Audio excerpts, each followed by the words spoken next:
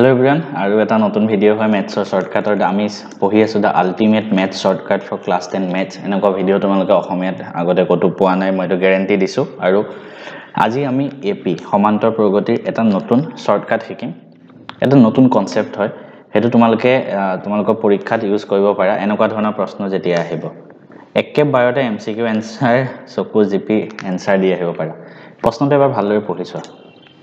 আমি নৰমালি কেনেকৈ কৰিলো হয় পৰীক্ষাত আহা হলে অসমীয়াটো পঢ়ি দিছো ইংলিছৰ কেটা ইংলিছত পঢ়িব পাৰা যদি এটা এপিৰ পঞ্চম পদৰ 5 গুণ অষ্টম পদৰ আনগুণ হয় মানে পঞ্চম পদটো a5 এটা সমান্তৰ প্ৰগতি তাৰ 5 গুণ ইকুৱেল টু অষ্টম পদ মানে a8 তাৰ 8 গুণ হয় এটো কৈছে পঞ্চম পদৰ 5 গুণ আৰু অষ্টম পদৰ 8 গুণ এটো সমান হয় তেন্তে আমি কি উলিয়াব লাগে a13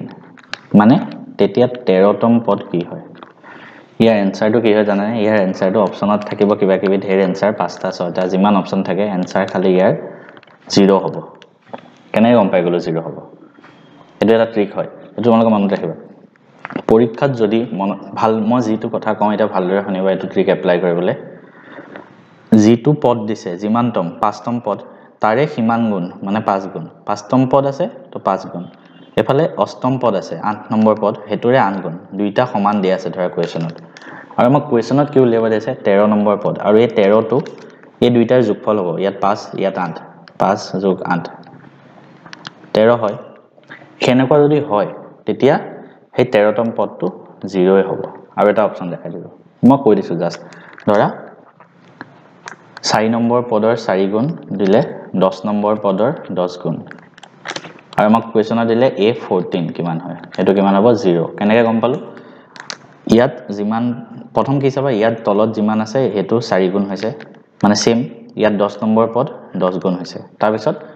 কে নম্বৰ পদ 4 নম্বৰ আৰু 10 নম্বৰ এই দুটা যোগ কৰিলে কিমান হয় 14 নম্বৰ a14 টো সদায় 0 হ'ব তেনেকৈ তোমালোকে মনত ৰাখিবা এটা শৰ্টকাট হয় আৰু মানে তোমালোকে আগতে জানিছিলা যদি কমেন্ট কৰিবা এটো মই নিজে ফাৰ্স্ট টাইম জানিছো মানে এটো কাৰণে আৰু কোনবাই যদি নতুনকে হসাই শিকিছা কমেন্টত এবাৰ লিখি দিবা মোৰ ভাল লাগিব তেতিয়া আৰু এনেকুৱা শৰ্টকাট দিবলে